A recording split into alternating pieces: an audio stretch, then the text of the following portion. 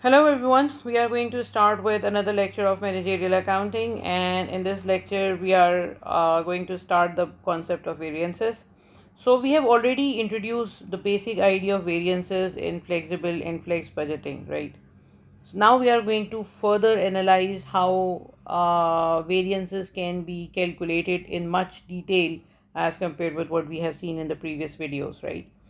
So let's start with the basic idea. Suppose that the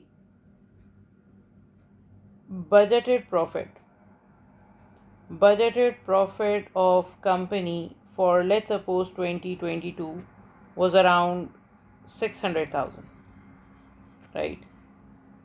And the actual profit for 2022 was around, let's say, 500,000.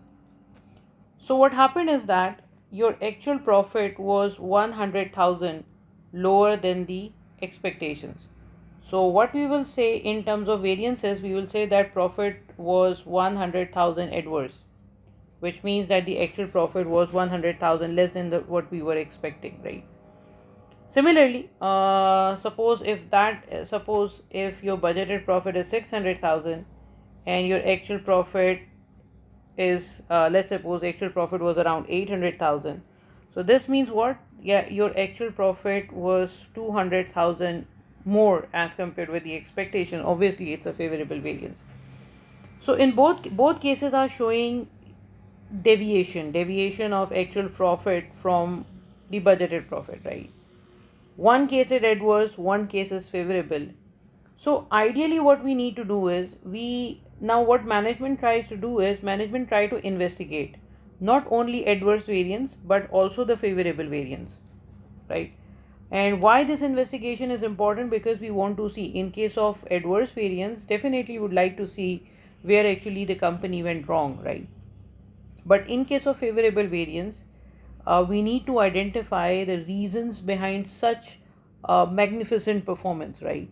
Or we need to identify what were the factors that contributed towards the good performance of company, right? Where actually we performed well, so that maybe we will try to give some benefits to the people who actually contributed to the organization's benefit, right? So my point is, irrespective of whether the variance is adverse or favorable, if it's a significant amount, definitely we need to investigate what actually made the difference, right? So, if you want to investigate the variances, if you want to investigate the profit thing, then profit is actually the difference between sales and cost, right? So, you have to identify whether the problem is with sales. Sales went down because, sorry, in this case, you have to identify whether the problem is in sales, whether the sales were less than the expectations, or whether the cost was higher as compared with the expectation. Or in the second case, you need to identify whether the sales were higher than the expectations because the profit is favorable, or whether the cost was lower than the expectation. So we need to identify where actually the problem is, or where actually the company performed well, right? So profitability is actually the difference between sales and cost, right? This is something which we all know. So what we are going to do is, we are going to calculate few variances related to sales variances, right? And we will calculate cost variances. But the problem is, cost is not actually only cost. Cost means we are talking about direct material, we are talking about direct labor, we are talking about in overheads we have fixed overheads, we have variable overheads.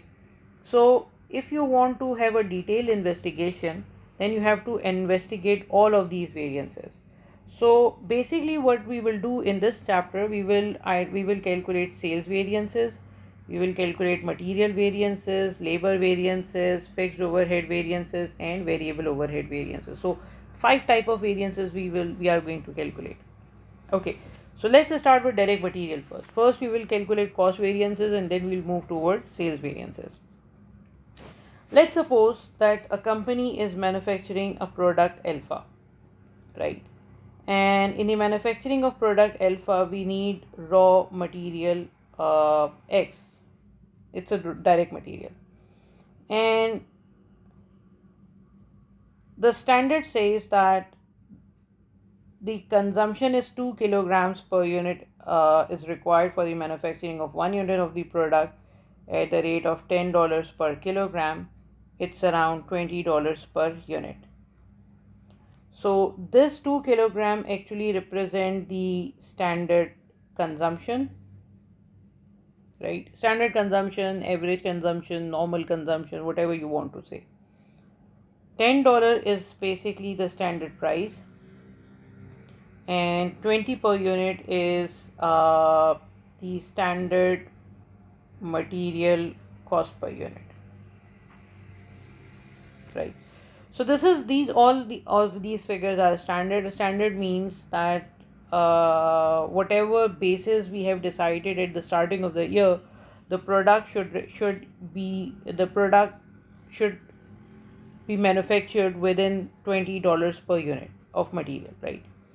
Now what happened is, let's suppose during the period the actual production was around 1000 units, right? So can you identify what should be the material cost for these 1000 units? If you multiply it with $20, ideally material cost should have been 20,000, right? So this is the standard material cost of actual production, right? But what happened is, the actual material cost, let's suppose you have calculated the actual material cost by accumulating all the data, and the actual material cost turned out to be around 20, let's suppose it was around 28,000. So your material cost was 8,000 units higher as compared with the expectations. So basically we called that this 8,000 is what? This 8,000 is total material variance. That your actual material cost was $8,000 higher as compared with expectations. Obviously it's an adverse variance, right? So what will happen at this particular point of time is, we definitely need to, what if I would have been the person, I would ask that who is actually responsible for spending 8,000 extra dollars for material cost, right? So you definitely try to identify who is the culprit. So you ask your manager that who is responsible for that, for this extra cost. And he replied that, look, this $8,000 extra cost can be result of two main factors. It can be the possibility that the consumption was, we estimated that the standard consumption would be around $2 kilograms per unit, but maybe we have overutilized material, or maybe there's a wastage of raw material, or the consumption was higher than the expectation. The second reason can be that we thought that material price is going to be around $10 per kilogram, but there can be the reason that the material which company actually bought was higher price as compared with the expectations, right? So basically there are two reasons.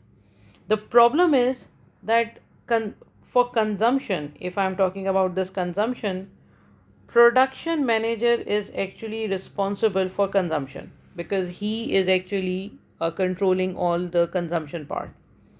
And as far as prices are concerned, purchasing manager is responsible for that.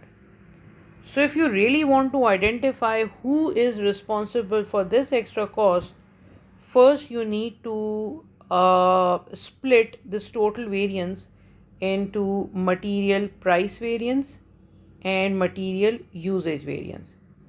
Price variance means what was the excessive cost of material due to change in price of raw material. Let's suppose if we bought the material, instead of $10, we bought the material at $12 per kilogram. So how much extra cost company bear because of that extra cost, that extra price which we paid, right? And consumption is obviously, usage is obviously as a result of consumption, right? So let's try to start with material price variance. How to investigate material price variance? See, The standard which we have set was around $10 per kilogram. So what we were expecting that standard price is going to be around $10 per kilogram. But when we identified the actual price, when we calculated the actual price was around $12 per kilogram. Now, how can we calculate this actual price? This is the sum of total material cost divided by total usage. So this represents the average price, because obviously you don't buy raw material at same price during the whole year, right? So this is the average price of raw material which the company has paid. So this is representing what? This means that the company paid $2 per kilogram extra for 1 unit of raw material, right? And obviously during the whole year we have not used 1 kilogram, we have used maybe 5,000 kilograms or 10,000 kilograms. So let's suppose that the actual usage was around 1,000 kilograms or maybe 4,000 kilograms. So this means what? This means that, okay, let's make it 2,000 kilograms. So this means what? This means that the answer is 4,000 adverse. So 4,000 adverse is actually representing what? That we have paid $2 per kilogram extra, and since we utilized 2,000 kilogram, so the material price variance caused due to change in price, material price variance is around 4,000 adverse, right? So if someone says that write a formula of this, what you just did, so material price variance is simply the difference between standard price of raw material minus actual price of raw material multiplied by actual quantity used by the company, right? So this is basically how we can calculate the impact of price on variances, right? For the consumption part, let's assume the same question. Let's assume the same data. 2 kilograms are required for the manufacturing of 1 unit of product alpha, right? So let's suppose the actual production during the period, how much I gave? 1,000 units. Actual production during the period was 1,000 units. So ideally, what should have been the consumption? Standard consumption should have been 2,000 kilograms, right? This is what? This is a standard quantity allowed for actual production, right? So since the actual production was 1,000 units and 1 unit required 2 kilograms, so ideally the consumption should have been 2,000 kilograms. Let's suppose that actual usage, I'm not using these 2,000 kilogram figure, I'm using something else, just to give some variances, otherwise it's going to be 0. So actual consumption is, let's assume that is around 1,800 kilograms. So this means what? This means that the difference is 200 kilograms. This difference is sort of favorable, because instead of consuming 2,000 kilograms, the labor manufactured the same product in 1,800 kilograms. People may argue that it can affect the quality of the final product, but right now we are not concerned about the quality. We are just trying to identify what was the impact on cost side, right? So quality we are just ignoring. So 200 kilogram is a difference. Obviously this is not variance, because variance is calculated on the basis of dollars, right, in valuation terms. So these 200 are just kilograms. So in order to convert it into dollar value, we multiply it with the standard price. And standard price of raw material was around $10 per kilogram. So $10 per kilogram means what? This is 2,000. And since the actual consumption was lower than the expectations, so this means that this variance is favorable. So this is material usage variance. So how can we calculate usage variance? If you ask me the formula, so formula is quite simple.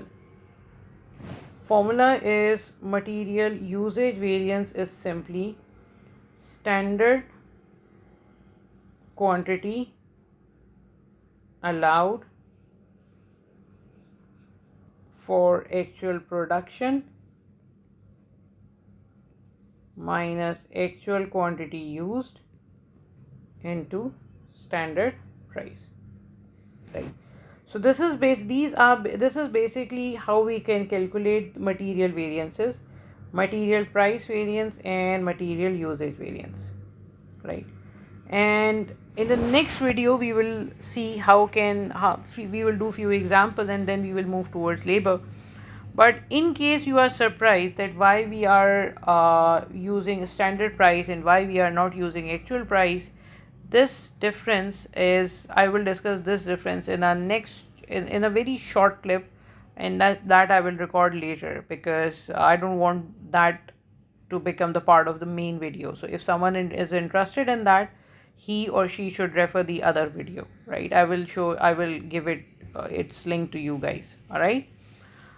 So this is basically the introduction lecture of variances, where we have identified how to calculate variances.